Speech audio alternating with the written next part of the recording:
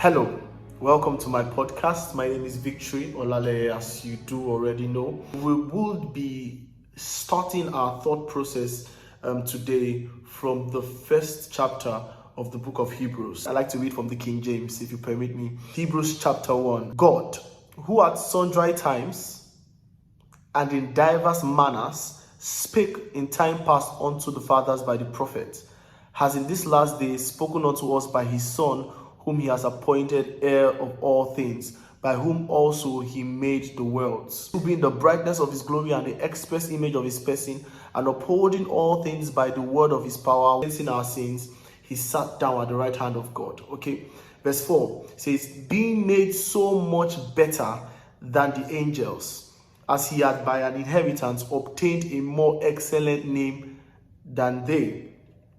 Why does he say being made so much better than the angels?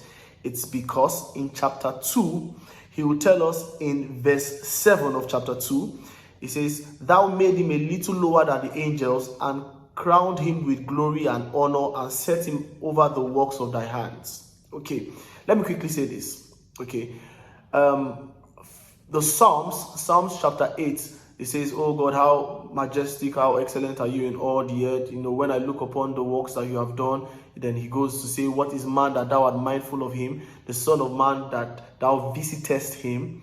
He says, you made him a little lower than the angels and crowned him with glory and honor. The Hebrew word for angels there is Elohim. So he says, you have made him a little lower than the Elohim and crowned him with glory and honor and set him above all the works of your hands. Now, people have read that passage, and because the word Elohim is used, some people have assumed that it means God and not angels. Before I explain that, I'll just quickly point out that whatever thing is not clear in the Old Testament, the New Testament helps us to clarify those things. Okay, throws light on it. And so whatever questions that we have, by the time we come over to the New Testament, when it is broken down, we know that this is really what God had in mind about that situation, or what that storyline was about.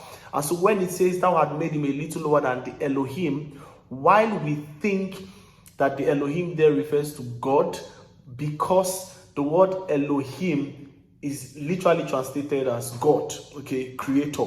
But in the English language, for instance, there is one word that describes the sovereign being over all of creation, and that word is God. Okay, and so when we are talking about the Most High God, we usually use the capital G-O-D, okay, God. But when you're talking about idols or whatever people serve, even if you don't believe in that, it also uses the word God, okay. And so it is a limited language which refers to divine persons, and that's where you use the word God. In the Hebrew as well, the name of God is Yahweh, okay, Yahweh, or translated Jehovah. The variation of the word Yahweh is Jehovah, okay. The word Elohim as well is not a nomenclature for God himself. It's a word that describes divine persons. It can be used for God, it can be used for angels, it can be used for divine beings, Elohim. Whenever you see him in Hebrew, it means plural. But the point of what I'm really trying to say is that Elohim means divine persons. It can be used for God, just the way we have the capital G for God, or it can be used for small g when they say gods or divine beings. And so we need not be confused about that. Now, in the case of Psalm 8, what was the context of what was said there? Did it refer to God or gods or divine beings or angels? By the time we get to Hebrews chapter 1, which we just saw now, it says, thou hast made him a little lower than the angels. And he uses the word angelos. Angelos meaning angels, okay? He doesn't use theos, which means God. He says, and thou hast made him a little lower than the angelos, meaning angels. So that clarifies what was being said in the Old Testament. So we know that the Elohim used there refer to the divine persons or to the angels, and not necessarily God himself.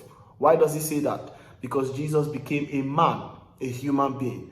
And by becoming a human being, a man, he was lower than the angels in his expression as a being. Okay, so the class is God at the head of everything, the angelic order and the divine beings, because they are in a form that excels in glory and strength, and then human being or mortality, because physical flesh can die. So it's that order. And so when Jesus became a human being, he became a little lower than the angels so that he can die, to have a flesh. That's what he's saying. Not in rank, but in manifestation, okay, and form. He became a little lower than the angels. So that is in chapter 2 of Hebrews, verse 7. Okay, and so because of that, in chapter 1 now, he says in verse 4, being made so much better than the angels. So he was a little lower than the angels when he came as a man, but now God has raised him back to his place and is made so much better than the angels, as he has by inheritance obtained a more excellent name than they. What does it mean? It means that because he is son, by virtue of him being son, he has a higher authority than the angels.